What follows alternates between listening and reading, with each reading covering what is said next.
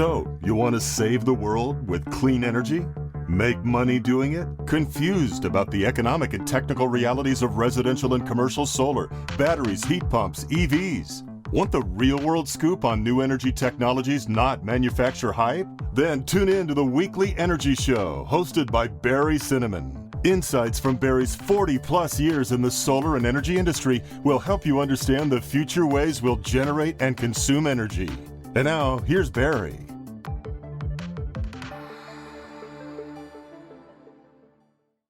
Welcome to this week's Energy Show. Now, this week, we're going to be talking about the Department of Energy. And I have to tell you, the Department of Energy, or the DOE, is making tremendous ongoing progress with renewable energy and solar energy and energy efficiency. Now, you can kind of get a bit of an incorrect picture between what's happening in the political world versus the on-the-ground realities in Washington, D.C., and among the people that are really working in our government. Kind of without a doubt, the U.S. is continuing to invest on a worldwide basis leadership in renewable energy and energy efficiency. Although we could be doing a lot more in many dimensions, it's not totally gloom and doom when it comes to actually developing new technologies and products and kind of pushing it. From a political standpoint, it's not great, but there's 100,000 people on the ground in the Department of Energy. They're really making a lot of progress. Just a little bit of background, kind of a surprise about the Department of Energy and what they really do. Kind of took a look back at the 2019 spending allocation. That's how much is going to be spent at the DOE in this year, 2019. It's not how much was asked for by the president or the White House. It's actually what was authorized by Congress. So they've been authorized to spend $35 billion. Now, here's the thing that people don't know. $15 billion of that was for the National Nuclear Security Administration, basically weapons and cleanup from past nuclear programs.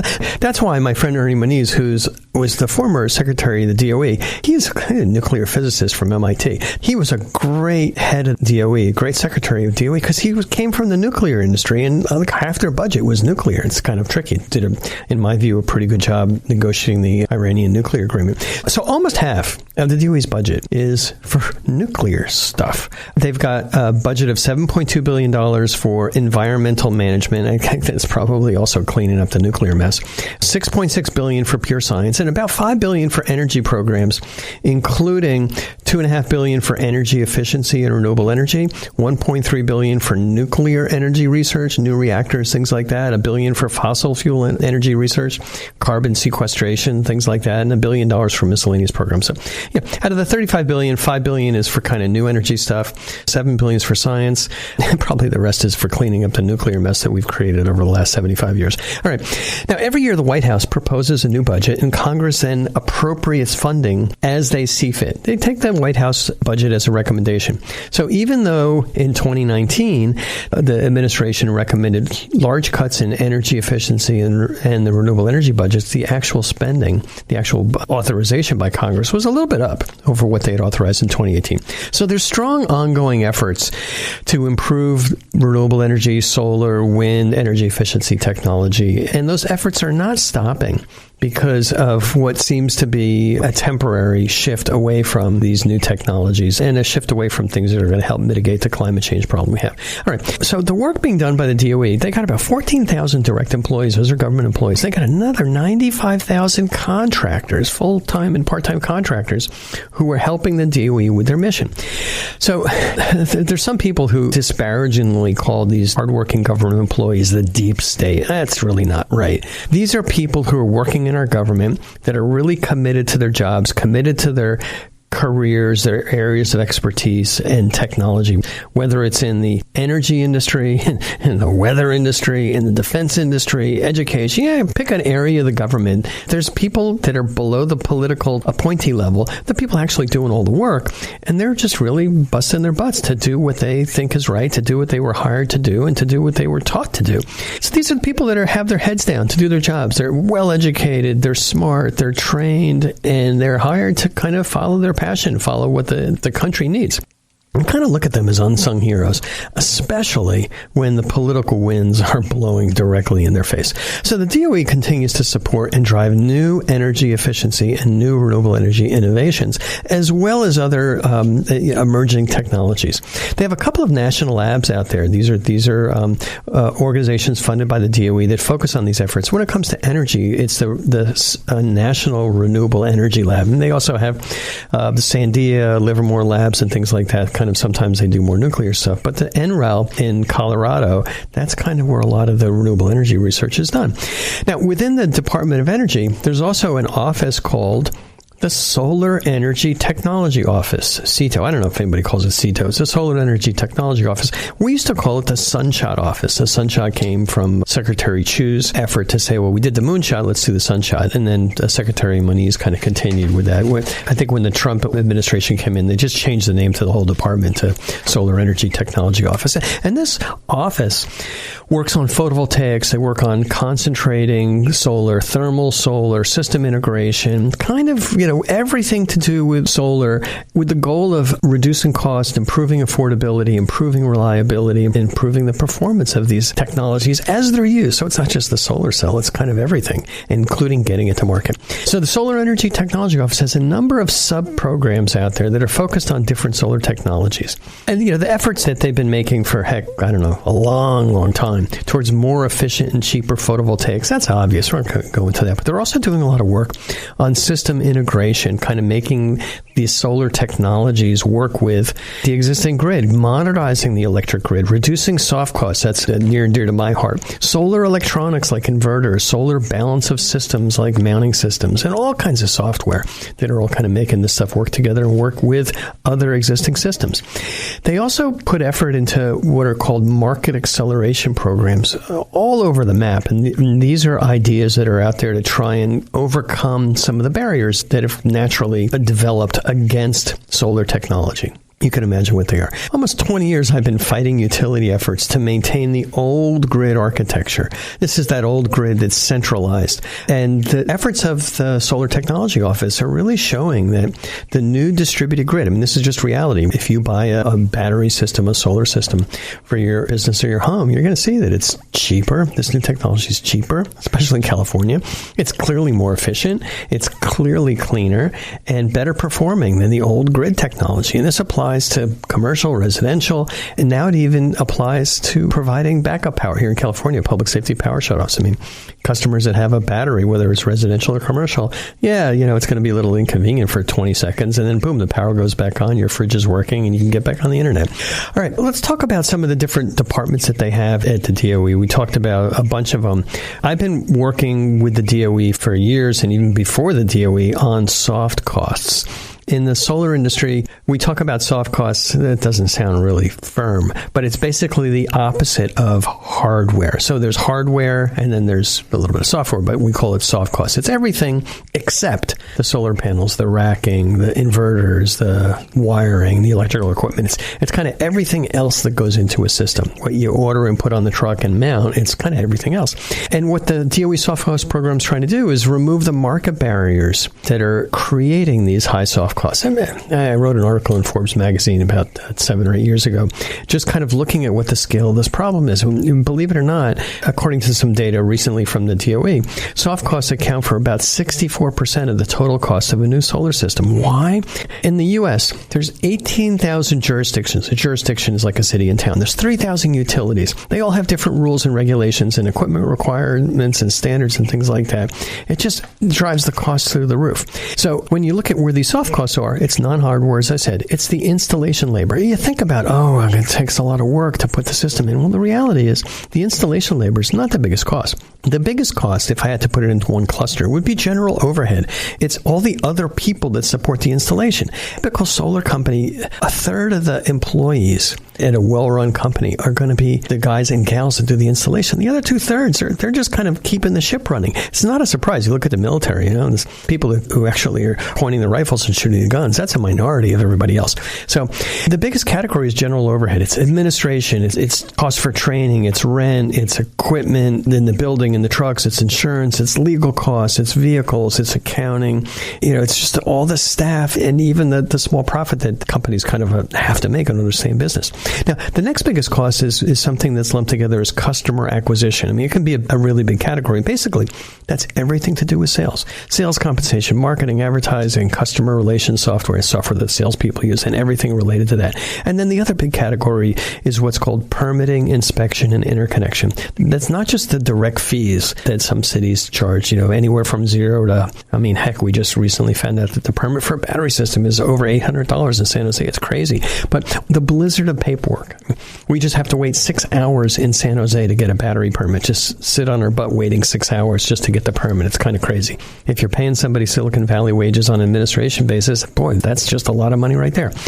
So the DOE soft cost program is really focusing on reducing these costs in several different areas. And they've been doing a great job. It's a hard problem to solve because it's mostly policy oriented and political, but they're making progress by kind of doing some technical assistance to show what's going on. They also call that data analytics and really coming up with the numbers. You identifying specifically what the problem is, how much it's costing, and then you can kind of attack it. Then business innovation strategies, training, whether it's training of inspectors, optimizing what some of the codes and standards are, training the workforce to make sure that they can operate more efficiently. And then the training also, believe it or not, as I said, since the biggest cost isn't just installation, but the rest of the team, there's some indirect training that can go on there. And then just fundamentally reducing the amount of red tape involved with permitting, inspecting, and interconnecting these solar projects. Some utilities are good, believe it or not. PG&E is pretty good when it comes to interconnecting solar.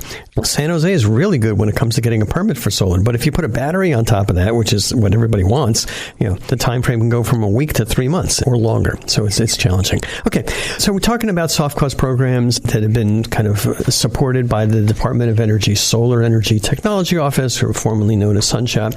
They've got a bunch of them. I just kind of rattle down a few. I'm not going to go into a lot of detail, but they have a community solar partnership, which is based on reducing solar costs for low and moderate income households. Low and moderate income households need inexpensive, clean solar energy and backup power just as much as other households, so that they've got a program for that. They have something that they put together with some groups, including IREC, the International Renewable Energy Council. They have something called the Solar Training and Education for Professionals program, STEP. Everything's got an acronym. This is an FLA instead of a TLA. But this program tackles soft costs by addressing the gaps in training and energy education.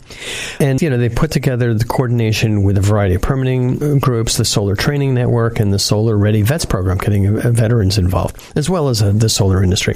They've done a lot of work on data analysis, and we talked about that. It's like, show me how much these soft costs are.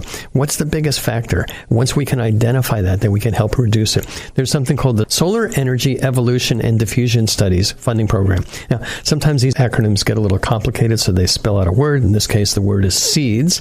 But that was looking at ways to increase the deployment of solar energy. It's a technical term that's called diffusion. As more and more people use it, more and more people want to get it. It's almost like a virus. They have something called the Orange Button Initiative that they've been supporting, which increases, there's a lot of data involved in solar energy. The data about system performance, about the system characteristics, about the equipment details. And the Orange Button Initiative tries to increase data accessibility and quality by really standardizing a lot of these things and having a publicly available database.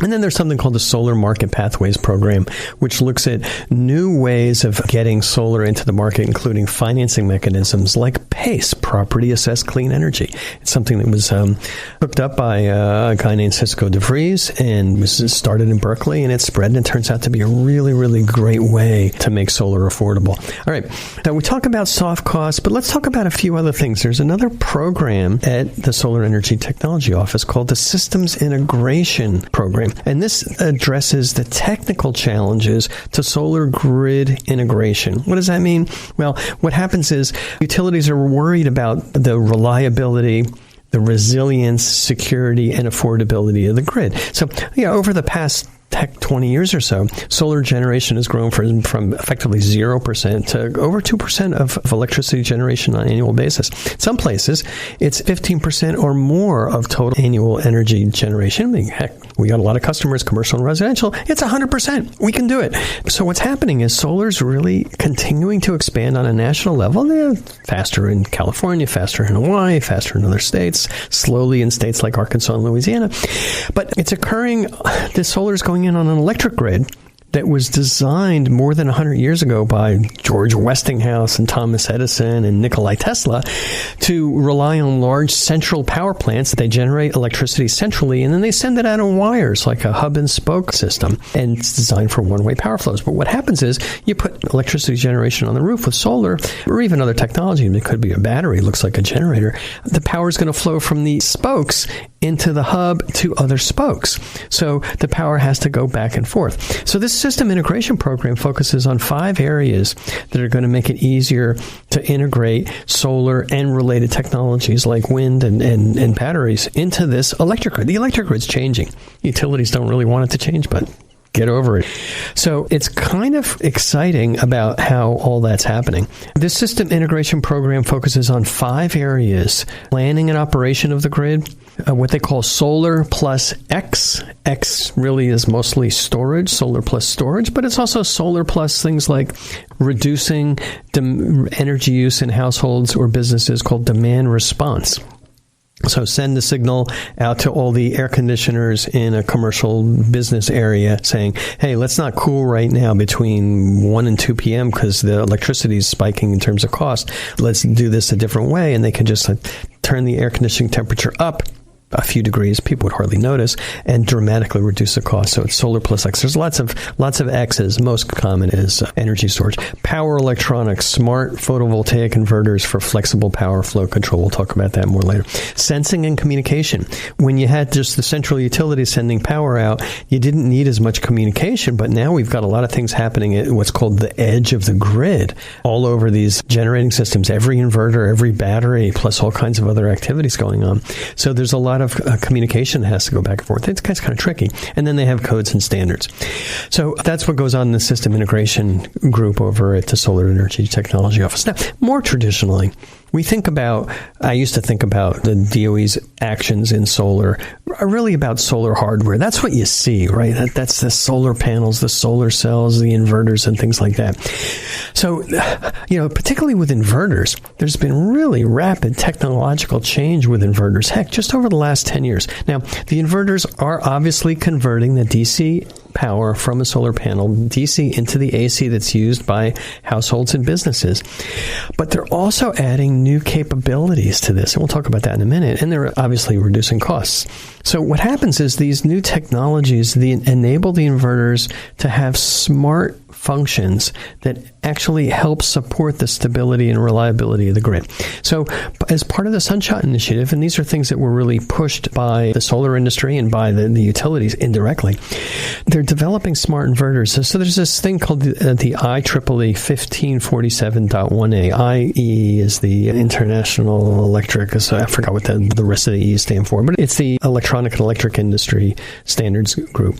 And what this standard does is it standardizes testing protocols and procedures for 3 particular advanced smart inverter functionalities: regulating the voltage from the inverter, helping the inverter ride through abnormalities of grid voltage, and providing different power outputs in response to abnormal grid frequency. Now, there's other things that utilities want to do in there, like, shut the darn thing off. We're not going to talk about that yet. But now the utilities can control remotely, very slightly, how these inverters operate, not materially affecting the customer economics, but actually making the grid more reliable rather than less reliable. So what does this mean for business and residential customers? Well, what I've been observing, for over 20 years, the utilities are just complaining that there's too much solar going on. It's going to make the grid crash. It's too many customers are putting solar on the roof, and it's bad for the grid reliability. And this is both commercial and residential. It's messing up their grid. Well, the grid's it's more of a public asset, and it's there to support customers and to deliver cheap and expensive electricity. Just kind of an anecdote. This hasn't really happened anywhere. The grid hasn't crashed anywhere in the world, to my knowledge, based on too much solar. So really, to me, it's like this is just a problem that they're making up or a problem that they can solve in other ways. So Crimea River, remember, utilities, they don't want customers to put in solar or batteries because they want to put the solar and batteries in themselves. They want to upgrade the grid. They don't want customers to own that asset because PG gets a 10.5% profit on the assets. So the more solar that the utility puts in, the more batteries that they put in, the more assets they have, the more profit they make. So they don't want customers to put that in. They don't want customers to own assets. And it's an ongoing fight. But state policies are there to try and balance these utility profit concerns with our needs for distributed energy resources, solar on rooftops, batteries in buildings.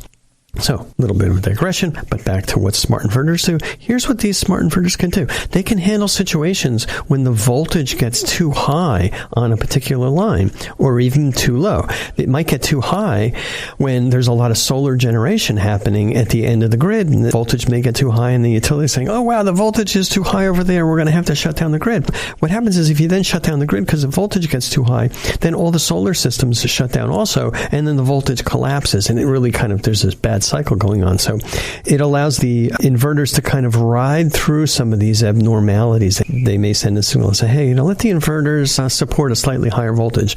Or if the frequency diverges too much from 60 hertz, 60 cycles per second, which is the standard for the grid frequency, it'll allow those inverters to keep working.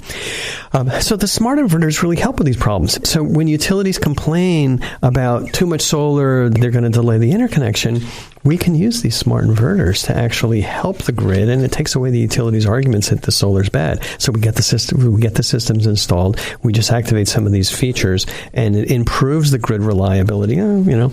Unfortunately for the utility, they're not adding those assets, but the grid's getting more reliable rather than less. In fact, I look at the grid that's going on here in California. I've been seeing more blackouts than ever. It's not because there's too much solar. It's because the grid's just not getting maintained. All right. The programs that are probably best known are the photovoltaic programs. They're basically R&D to increase the efficiency, manufacturing, and enhance performance of PV systems. So there's still a lot of effort going into that. What's also happening is the industry's kind of standardized on a variety of crystalline silicon technology, and we're gradually, slowly increasing the efficiency of solar panels, solar cells, but that's not kind of the main focus right now with the DOE. So just kind of in a nutshell, in summary, let's not despair about U.S. solar research. Let's not despair too much about what our government is doing to really support this. We may not be in the U.S. the leaders in the manufacturing of solar panels or even in PV cell research, but the Department of Energy does provide tremendous help to make solar and battery storage and related technologies cheaper and ubiquitous. The money is there. It's budgeted. We could always use more. Congress is making sure that these things continue to get funded. And it's just most importantly, when you kind of get into the government on the ground, get away from the political side of things, there's 100,000 hardworking and committed people to the DOE working on our behalf. And I got a lot of respect for them, and we should all thank them. All right, that's all the time we have on this week's Energy Show. Thanks to all of our listeners for tuning in. And if you missed any of today's show, you can go to our website at cinnamon.energy and listen to the podcast. So, you want to save the world with clean energy? Make money doing it? Confused about the economic and technical realities of residential and commercial solar, batteries, heat pumps, EVs? Want the real-world scoop on new energy technologies, not manufacturer hype? Then tune in to the Weekly Energy Show, hosted by Barry Cinnamon. Insights from Barry's 40-plus years in the solar and energy industry will help you understand the future ways we'll generate and consume energy. And now, here's Barry.